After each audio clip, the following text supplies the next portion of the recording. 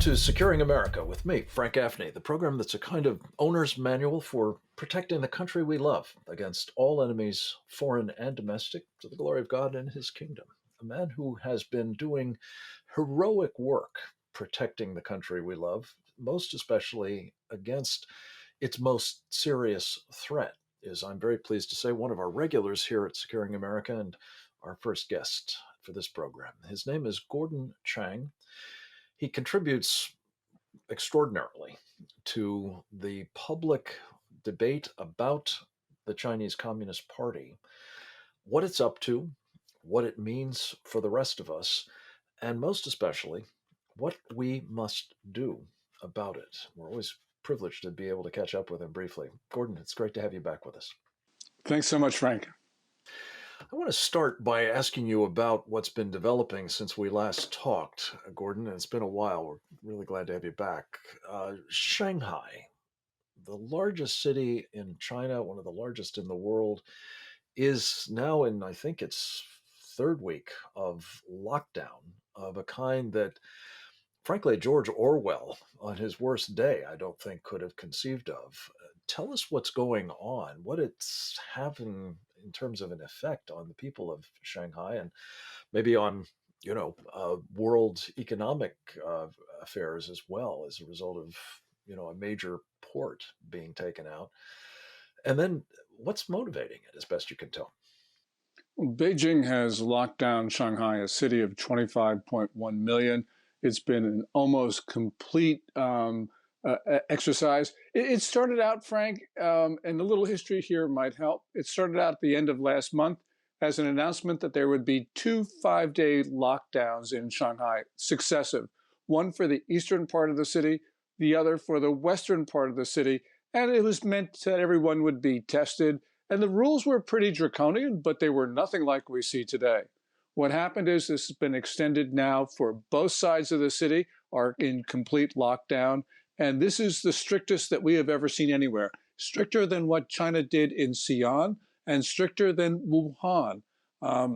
In the last couple days, because of the incredibly fierce protests of people in Shanghai, they've had to relax it a little bit.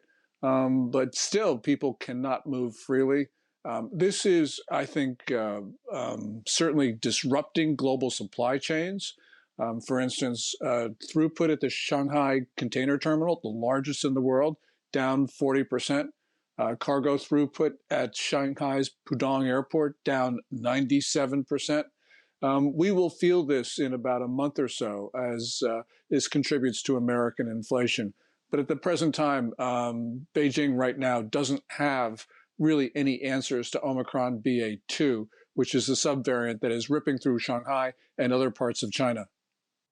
And are you persuaded that that's actually what's prompting these draconian measures, Gordon? There's speculation that there may actually be another disease out there. We've heard reports of hemorrhagic fever, which is a particularly nasty bit of business.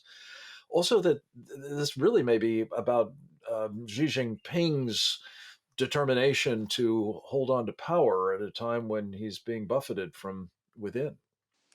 Well, there are reports of hemorrhagic fever. They've been around for months, but I believe that this is almost entirely due to a couple other things, mostly political. First of all, Xi Jinping would like a precedent-breaking third term as General Secretary of the Communist Party. If the party holds to schedule, it will have its 20th National Congress in October or November, when Xi expects to become dictator for life. He is considered to be the author of China's zero COVID policy, which is resulting in these lockdowns. So any criticism of that policy is considered to be critical to Xi Jinping's future. This lockdown doesn't make sense from any perspective. And there's only one person in China who's being benefited from this, and that's Xi Jinping himself. But there's also a couple other things that are working here. First of all, you have basically a China has 2 vaccines, but neither of them work against Omicron BA2. And Beijing believes that its only defense against this is massive testing, contact tracing, and isolation.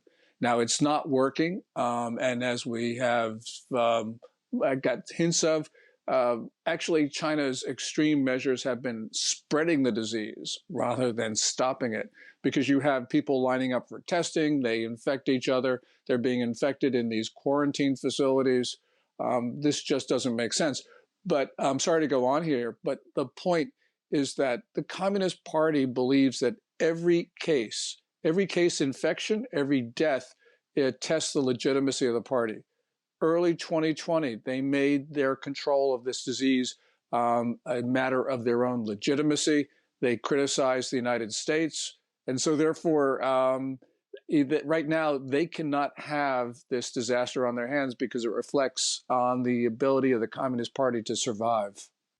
Do you think it may actually not, in the end, benefit Xi Jinping and perhaps put in jeopardy his re-election bid? I actually think so, Frank. And the reason is that he's already come under intense criticism for a number of other policy failures, mostly from Shanghai gang faction of Jiang Zemin. And, even in the best of times, you take politics out of this. This is before communism. Shanghai and Beijing were rivals. But this is intensified under communism because Mao Zedong really accelerated this fight. And now, of course, when you have the two rivals in the Communist Party, Jiang Zemin, former leader, head of the Shanghai gang, and you have Xi Jinping firmly ensconced in Beijing. So there's a lot going on under the surface. We don't know all about it, but we do see symptoms of intense political infighting. And many reasons for it, not least of which are problems with the economy, problems with food, clearly the public health problems as well. Gordon, let me pivot, if I can, to another topic with you quickly before we have to take a short break, and that is, amidst all of this, how is Xi, as you see it, playing the Russia alliance amidst the blowback on Russia of its invasion of Ukraine? Is that something that is also going to be a problem for Xi, do you think? Or is he navigating it adequately from the Chinese perspective and benefiting clearly from energy supplies, food supplies, and stuff from Russia as a result? Well, Xi's personal opinion has been to back Vladimir Putin to the hilt, giving him everything that he wants. We know that a number of Chinese officials, perhaps a majority, are not happy with this, but they're in no position to stop him on it. And this one, I don't think he's going to get as much in the way of criticism internally. One of the things that we have noticed over the last 3 or 4 days is that Xi Jinping has been under pressure from the United States and has been backing away from Putin. But this is only because he's concerned that U.S. will impose sanctions on him. Mm-hmm. So there's been a lot of back-channel diplomacy. And although it had not been effective up until about a week ago, we are now starting to see signs that China is moving away. For instance, they're not buying May oil, although they are honoring pre-May contracts. And we're seeing some other aspects of it, as, for instance, Huawei is closing its offices in Russia. But this is only under threat of sanctions from the U.S. And you think it's real, that there actually are material steps being taken and that they are going to translate into an actual distancing of China from Russia at this point? Well, there is a distancing, but the issue is whether it's a sufficient distancing. So, for instance, we saw China supply anti-aircraft missiles to Serbia, which were delivered about 3 or 4 days ago. Hold the thought. We're going to come right back with more with Gordon Chang on Russia, China, Ukraine, and more right after this.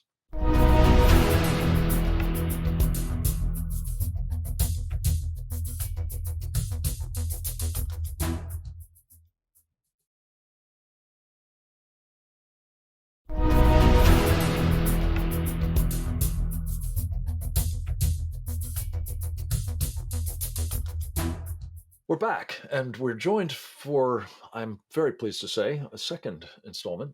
Our guest, Gordon Chang, the author of The Coming Collapse of China, a powerful contributor to, among other places, the Gatestone Institute and Newsweek, and of course, a man you must follow at Twitter. Gordon G. Chang is his handle there.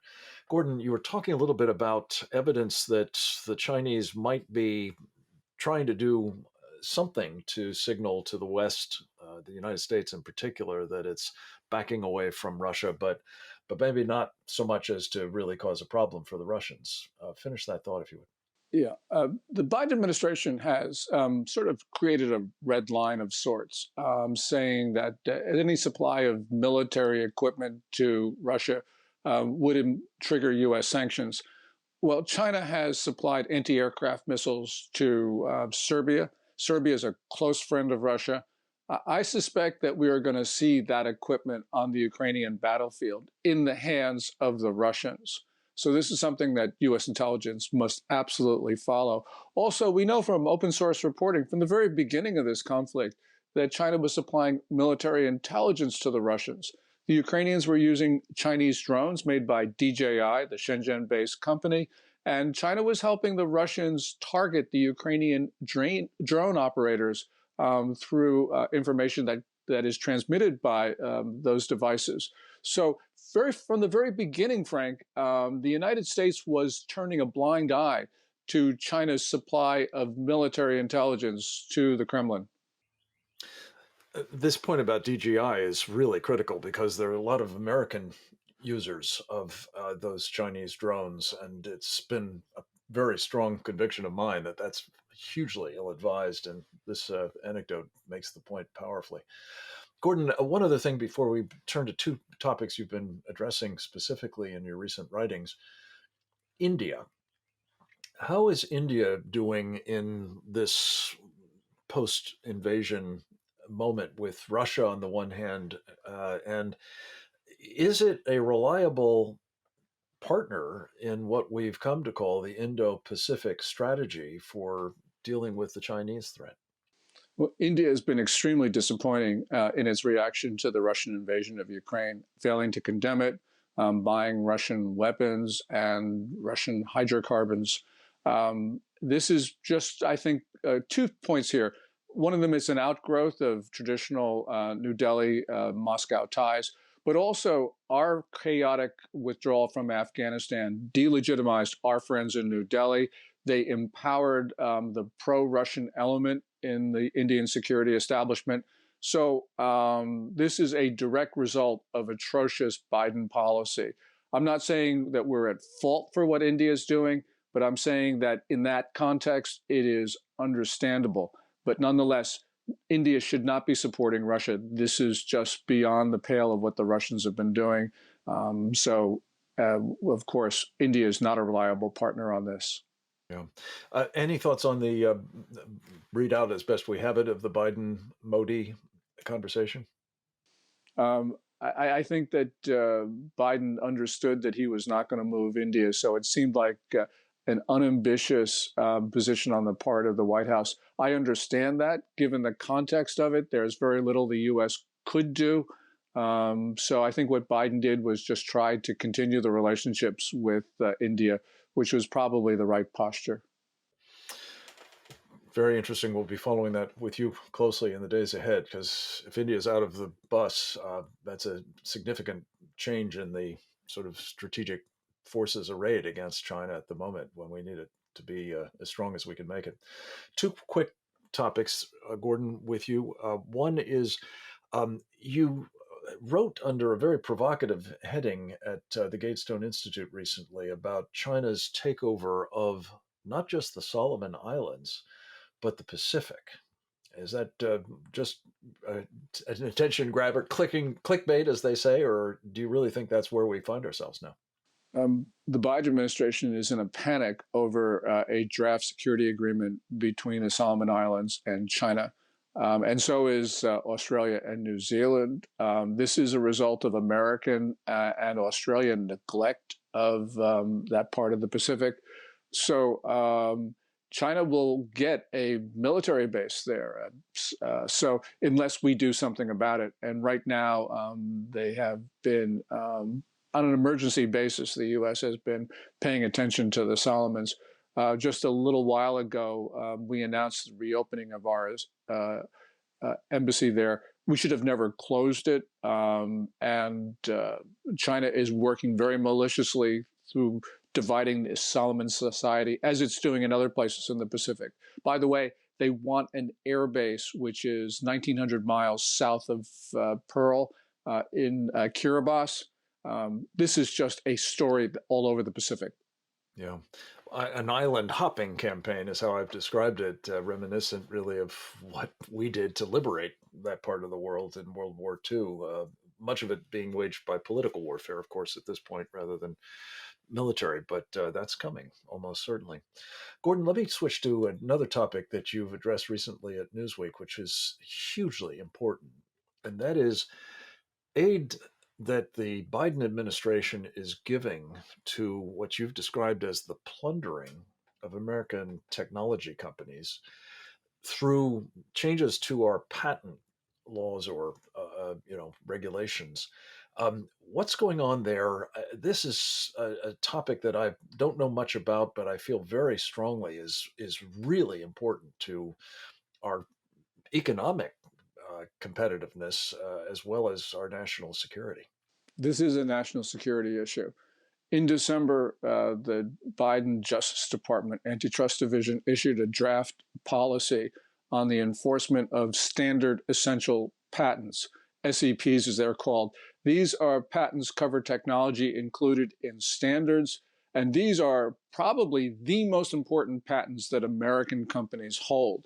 The Biden administration is trying to prevent American companies from having the remedy of injunctions to prevent infringers. They believe that our companies can rely on money damages only. Now, China is the number one consumer of the technology of SEPs. And if you only allow American companies to have money damages, we have to get a judgment in the U.S. court. Then we have to enforce that judgment in China. A Chinese court will never enforce a U.S. patent against a Chinese infringer, which means that essentially the most important U.S. technology will go to China for free. No American company will be able to enforce a standard essentials patent. And so basically, this is giving the most important U.S. technology to China. There's no words to describe this, Frank. This is the biggest giveaway of American tech, apart from allowing them to steal it. But this is just indefensible. Unconscionable. Yeah, absolutely. Gordon, we have to leave it at that for the moment. I personally believe that, the founders were right in making patents part of our constitutional rights. And it's just a travesty what has been happening before the Biden team, but now at its hands as well.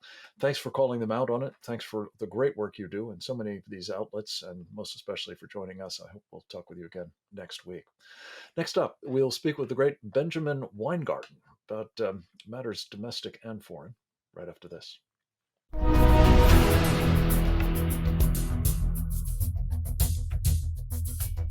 It's often said that elections have consequences. Rarely, though, has an election in one country had more profound consequences for another than the change from Donald Trump to Joe Biden has had on Israel.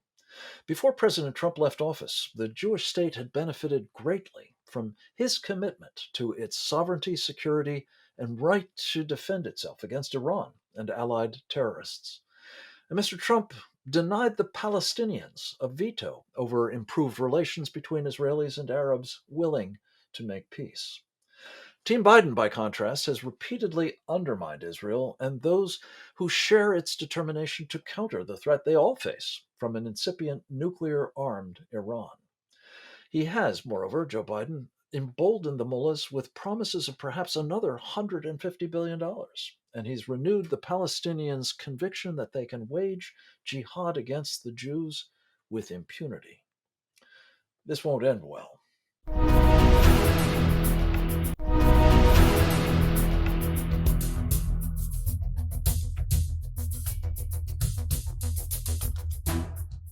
We're back, and I'm always delighted to be able to say, welcome to Benjamin Weingarten, one of my favorite people. His credentials are impressive, especially for so young a man. He is the author of a terrific book, American Ingrate, about Ilhan Omar and her takeover of the Democratic Party, the progressive agenda. He is also a senior fellow at the Claremont Institute, as well as a very important contributor to the Federalist. And we're always delighted to have him be a contributor to us here at Securing America. Welcome back, Ben. Frank, thanks so much for having me. Really appreciate it. A lot to talk with you about, and not a lot of time. Let me jump into one of the biggest stories that doesn't seem to be getting the kind of attention it seems to me it deserves, other than from your good self. Talk about the fact that this government in Iran, that the Biden administration is so determined to have consummate some kind of deal on, frankly, the most outrageous grounds imaginable. Certainly not one that will stop their nuclear ambitions. But at the same time that these desperate negotiations are taking place on the part of the United States, at least, the Iranian government, that very same mullahocracy, seems to be sending hitmen into the United States to kill a number of former senior officials, including among them former Secretary of State Mike Pompeo. I know he's taking this very seriously. The rest of our government? Well, it almost seems as if Iran is trying to act in the most brazen ways possible. And that is almost the point, that no matter what Iran does, the Biden administration will kowtow to them in pursuit of what the Obama Biden administration pursued, which was making Iran and the mullahocracy the strong horse in the Middle East. And that, of course, is manifestly antithetical to America's national interest. It's an attempt to overturn the balancing between Sunni and Shia powers and more secular powers versus more Islamist powers in the Middle East, which was executed by the Trump administration. And in the process, of course, building a bulwark that would enable the U.S. to shoulder less of the load in that region. So, again, manifestly to our benefit. At every single turn, the Biden administration appears hell-bent on appeasing Iran to the nth degree. And the fact that, first of all, what's amazing about this story, and there are many amazing elements to it, is that these two individuals, it seems, with substantial ties, it would appear, to the Iranian regime, to Iranian intelligence. And we've known for years, of course, that Iran has wanted to target American officials purportedly on grounds of trying to take out Americans in response to the assassination of Qasem Soleimani. What's remarkable here is that it appears it was a postal service investigator, who sniffed out these two individuals. Now, we have an FBI that is concocting plots to create the appearance of purportedly Trump-aligned Americans kidnapping Governor Gretchen Whitmer in the throes of the 2020 election. We have apparently, according to one court filing, 20 plus federal assets on the ground on January 6th. But meanwhile, an individual who has been convicted for terroristic threats or terroristic activities, I believe, is able to shoot up a New York City subway. We had the shooting up by a foreign national of a synagogue in Texas. And so there's, on the one level, there is this war on wrongthink, this effort to portray this grave threat of American citizens against the American system. But then on the other hand, actual actors from foreign powers in some cases and domestically as well are able to execute attacks seemingly with impunity. So there's rank incompetence here, it would appear, on top of the weaponization and politicization of our national security apparatus. And the last point I'll briefly make is that it is remarkable that these two individuals, it appears, will be released on bail to the custody of their family members by a judge overseeing many of the January 6 cases in DC. And as we know, there are scores of individuals being held in pretrial detention for months on end, American citizens, many of them with no criminal backgrounds, nonviolence in their background, but being held for months. And these two individuals are sprung almost immediately. Absolutely remarkable. It's stunning, and a damning indictment of where our betters are today. A lot to pick up on there. We will be discussing some of that with Darren Beattie in our next segment. But to you, Ben Weingarten, what do we know about these two individuals, Haidar Ali and Aryan Taherzadeh, that might give us concern that the judge, in saying, well, there's no violence here, this is not a violent crime that they're being charged with, the appropriate response then is to let them out forthwith, at least on bail. Um, it sounds to me as though they had a lot of violence in mind. Did the government not make the case that that was so? As far as the reporting indicates, it appears these individuals had a large weapons cache in the flat in which they were staying. How they were funding the lifestyle that they were living here, very unclear based on original reporting. We know that I believe there were Iranian stamps on their passports. Obviously, they were impersonating federal agents. That in and of itself is a massive red flag. And in particular, when you And know crime. and a crime, and of course, to the extent they have ties to the Iranian regime, and the Iranian regime is talking about trying to assassinate senior U.S. officials, and then these individuals are trying to infiltrate the Secret Service. I mean, my God, what more would they have to do to be held in detention? Well, So and to be expected of more serious criminal behavior, including violent. Let me ask you about this Secret Service business, because, of course, the Secret Service provides protection for government officials, including, I think, at the moment, some of those that are being targeted by this terrorist regime in Tehran. To the extent that these individuals were not only living a pretty high lifestyle themselves, but they were apparently giving very nice apartments rent free to Secret Service agents. That would seem to me to be a bit of a red flag, too, would it not? this is just textbook compromise here. At minimum, the appearance of it, and they were cultivating relationships with federal officials. What does it say, by the way, about these officials that, to the best of our knowledge, none of them reported this up the chain? Suspicious behavior, the fact that these individuals were consorting with them in the first place and cultivating relationships with them. And this is the most basic stuff that you see on TV that should raise massive red flags.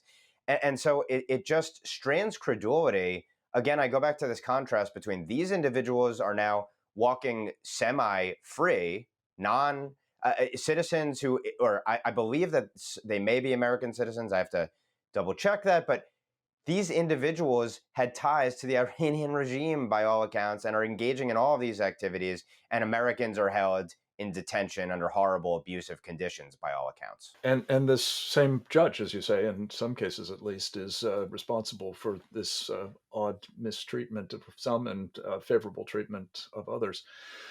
Ben, very much appreciate you being on this case, and I hope that you'll stay on it and you'll come back to us with updates about what you're learning, especially against the backdrop of this fraught negotiation taking place. Aggressive appeasement is a better term for it, by the Biden administration of the Iranian mullahs. It's a terrifying prospect that we're going to get the worst of all these worlds, a nuclear armed Iran, and much mayhem by them, or at least at their hands, even in our own country. Let me turn to another topic that you've addressed, and we only have a little bit of time to do this, Ben, but political warfare is an issue that we spend a lot of time focusing on here. Talk, if you would, a little bit about the political warfare that is being waged by Democratic partisans against lawyers who have worked for Donald Trump or otherwise represented his interests. This is a stunning story of, you know, well, persecution, it seems to me, of such individuals, including in some ways that seem to be wholly unethical in their own right. And briefly, let me put this in context. I've been writing for the last 18 months about this war on wrongthink in America, with January 6th as the catalyzing event, the pretext to And by execute wrong think, just to define the term, you mean thinking ways that are not acceptable or at least aligned with that of the prevailing democratic regime? democratic regime and its uniparty in some respects, the prevailing ruling class orthodoxy.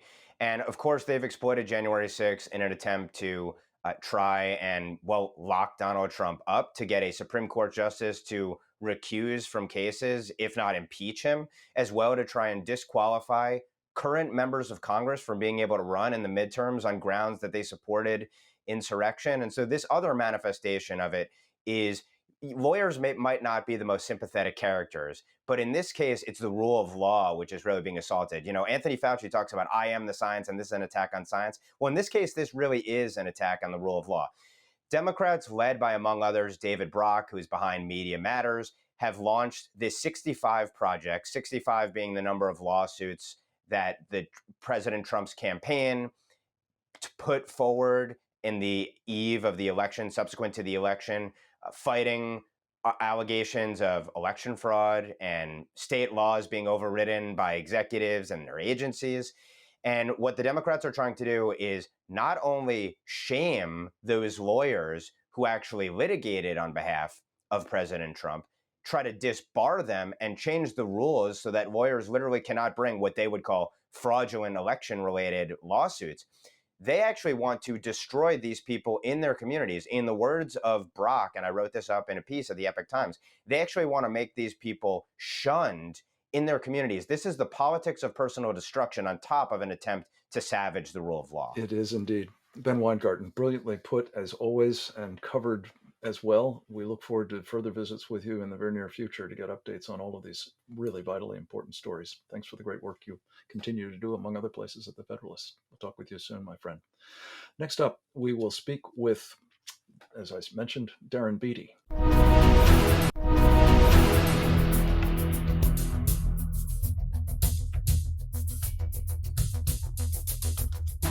Back, and I'm very pleased to say we are joined by the remarkable Dr. Darren Beattie. He is the founder and editor of an extraordinarily important online news resource. It's called revolver.news. He has been, in previous incarnations, a speechwriter and policy advisor to President Donald Trump and a professor at Duke University. He draws on all of these skill sets to bring us some of the most insightful analysis as well as reporting in America today. And we're always delighted to have a chance to catch up with him. Dr. Beattie, welcome back to Securing America. It's a pleasure to be here again. Thank you. Thank you. Well, so much in your part of the battle space to cover in so little time. Let's start with the latest on the so-called kidnapping plot aimed at the governor of Michigan. Juries recently rendered a very important, um, verdict, and I'm anxious to get your thoughts on what it says about both the prosecution's case and the larger story that it may suggest about what happened on January 6th as well. Absolutely. Well, first of all, I'm thrilled with this verdict. It amounts to a partial, I wouldn't say profound, I would say partial humiliation of the Justice Department. It's an occasion of justice, really, if not optimism, because optimism presupposes some kind of ultimate accountability for those who put this sham together in the first place. But Okay, the so verdict, remind us about the sham and the yes. prosecution's case and give us the background. Well, I mean, there's so much going on with the sham, but the bigger picture is a bunch of sort of uh, hapless folks were charged with extraordinary crimes of plotting to kidnap the governor. In some storylines, they even wanted to kill her. They wanted to leave her in a boat in the middle of Lake Michigan. There are all kinds of bizarre side stories to it, but it's presented as this big plot to kidnap the governor. The media went wild with it, and it became the kind of pretext for this larger narrative that anyone associated with Trump, which, by the way, these guys weren't even Trump supporters, but anyone who was associated with Trump was a domestic terrorist. The governor of Michigan, Whitner, commented on it in a politicized fashion. It was a heavily politicized thing. And the remind us case, the timing of the revelation. yeah, the timing was, nothing suspicious whatsoever. The timing was in October of of 2020, 2020. the immediate run Not up to the election. a Just a special coincidence, of course. in a state that is totally inconsequential to the outcome of a presidential Exactly. election, of course, Michigan. Exactly. But yeah, so there are all So of these. the verdict came down, and there were, I guess, 4 people being prosecuted at the time. How did that render Right. So we have itself? 2 not guilty and 2 they just didn't really reach a decision at all. And my understanding is that the Department of Justice is deliberating over whether to charge them again or just let them go. I'm hoping they'll let them go to spare themselves an additional embarrassment, but we'll see how it goes. And it's So important that would have been a yeah, hung jury, meaning the jury, right. somebody was holding out one way or Exactly. the other. So Exactly. if they were to bring it back, start over, they would presumably run into some of the same problems that they did in the last go around. And you were all over this, Darren, at Revolver.news, making the argument that this was profoundly suspicious, not least because of the direct involvement of the FBI in what seemed to be a classic example of entrapment. Talk about that quickly, if you would. Right. So just some additional points of context here. So the case started to unravel quite early on. The case unraveled when it became clear when we first reported on it at Revolver.news, it was clear that 5 of the 26 so-called plotters were either federal agents or informants. That number increased steadily throughout the course of the trial and plateaued at 12. So 12 out of the 26 so-called plotters turned out to be either actual federal agents or informants. Now, what's even better is we got to know a bit about the character of these agents and informants as well throughout the course of the trial. Just to give your audience a taste, one of the lead agents, not informants, but actual agents, employee of the FBI, one of the lead agents on this case was arrested in the middle of it because he beat the hell out of his wife on the way back from a swingers party. So that was one guy, a real champion. The other guy, who was the other lead agent on this case, was prevented from testifying in the trial. And the reason for that is that he was moonlighting this side business of cybersecurity. And he promoted this cybersecurity firm through a pseudonymous Twitter account that leaked private and confidential details pertaining to the case in Michigan and other cases that this particular agent was involved in. One of their key informants, who was actually an informant for decades and who was paid a large sum of money and took an active role in this so-called plot, paying people money, making suggestions of people to do things, driving people around, all sorts of things like this. Well, the government turned on its own key informant in the middle of the case. They slapped him with a gun charge.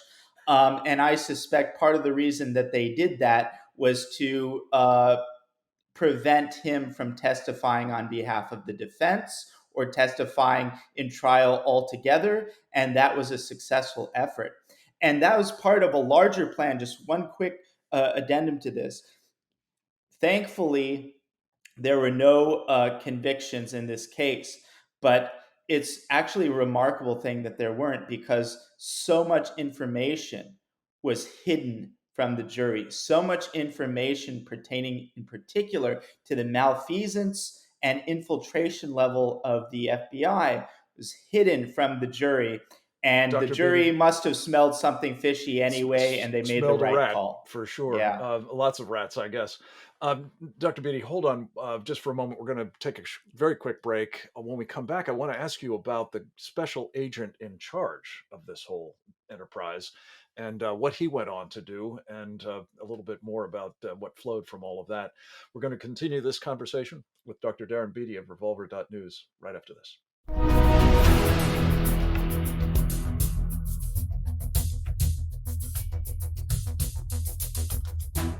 Welcome back. And again, a very special welcome to Dr. Darren Beattie, one of the smartest guys I know, a very, very intrepid and tenacious investigative reporter these days at an outfit that he founded called Revolver.News. Um, we were talking about this caper, for want of a better term, by some, well, FBI agents that really did not stand up to scrutiny in a trial for a case they brought against a number of, as you say, hapless individuals accused of plotting to kidnap the governor of Michigan and maybe do worse than that. Talk a little bit about the guy who engineered this whole, well, again, caper, if you will. And what did he go on to do after this one? Well, that's a great question, and the answer to that is pretty remarkable. So, the person who is in charge of the Detroit field office of the FBI, which would have overseen this entrapment operation, this Michigan hoax kidnapping plot, his name is Stephen D'Antuono. And just days after the initial arrests associated with this failed Michigan kidnapping plot, FBI Director Christopher Wray promoted him to the coveted spot at the DC field office, where he so conveniently went on to oversee the January 6 investigations. Oh, you can't make this Now, stuff up. it's a remarkable connection, and it's a Yeah. remarkable connection that has to be understood within the context of other strong parallels between the Michigan case and the January 6th case. So, in the Michigan case, we know it conventionally as a kidnapping plot, but it actually also involved a plot to storm the Michigan state capitol, to go into the state capitol. Many of the so called plotters were associated with a militia group called the Three Percenters. And the Three Percenters is one of the three main militia groups imputed to the kind of quote unquote insurrection activity of January 6th.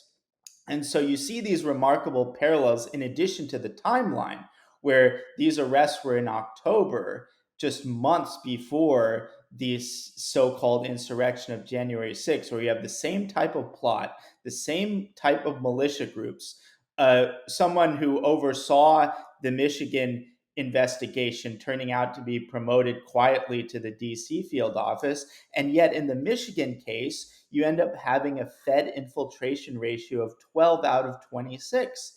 And the reason I think this is quite compelling is that it provides a strong kind of contextual intuition within which to kind of approach the official narrative of January 6th with extreme skepticism, which was the starting point for Revolver News's investigation into the discrepancies and suspicious details pertaining to January 6th as such. We're going to run out of time before we run out of threads to pull here, but let me just ask you very quickly. When you were on last time, we talked a bit about what did Nancy Pelosi know and when did she know it about what seems to have been, based on your intuition, a reprise, another example of direct action by the FBI, entrapment, if you will, but for political purposes in the January 6th episode. Have you had a chance to run the traps on that? And specifically, Darren Beattie,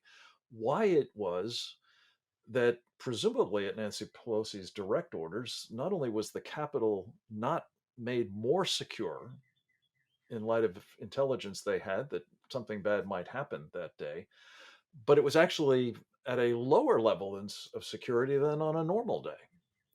Well, that's a tremendous question. I don't have any particular insight, unfortunately, on Nancy Pelosi per se, but I can simply reaffirm that it's striking that this whole January 6th event occurs on a day, on this day, that they know that there's going to be a big rally. They know it's going to be a politically charged day. They know there's going to be important proceedings going on in the Capitol, and yet the Capitol enjoyed not simply conventional security, it had uniquely poor security.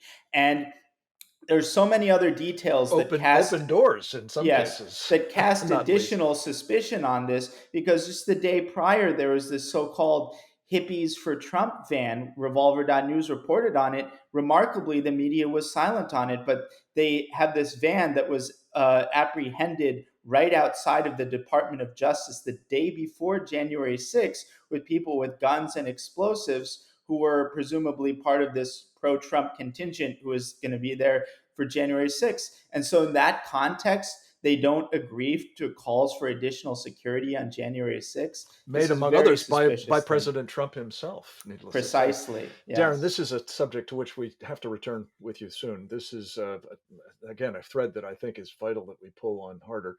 But I did, before we run out of time, just want to talk to you about the topic that you discussed recently with Tucker Carlson, and have done some very interesting, indeed prescient reporting about Elon Musk, Twitter, and whether he's actually now throwing himself into an effort to restore freedom of speech, much abridged and infringed upon by the present management of Twitter. Give us your thoughts. Absolutely. Well, there have been really important developments in this story as of this morning. So it looks like Elon is actually making a major play. He made an offer for basically the entirety of Twitter. The offer was something like 20% above market price. And so he's actually going for it. And that's confirmed. He is pursuing what pretty much amounts to a hostile takeover of Twitter. And I think it's one of those things that it's one of the very few things that is not kind of fake and performative. If he actually goes through with it, which it looks like he has every intention of doing, I said on Tucker, and we put it in the Revolver piece, this really amounts to a declaration of war on the regime. This is not an ordinary hostile This kills me to takeover. say it. We're out of time. Darren, Ah, this is the moment where I really want to get in much more into detail with you. Come back next week if you would. There's so much yes, more here that needs to be addressed. Thanks to you absolutely. for joining us, and great work at revolver.news. Keep it up. I know you will. Thanks to the rest of you for joining us for this edition of Securing America. I hope you found it helpful to you in helping us protect our country. Until next time, this is Frank Gaffney. Go forth and multiply.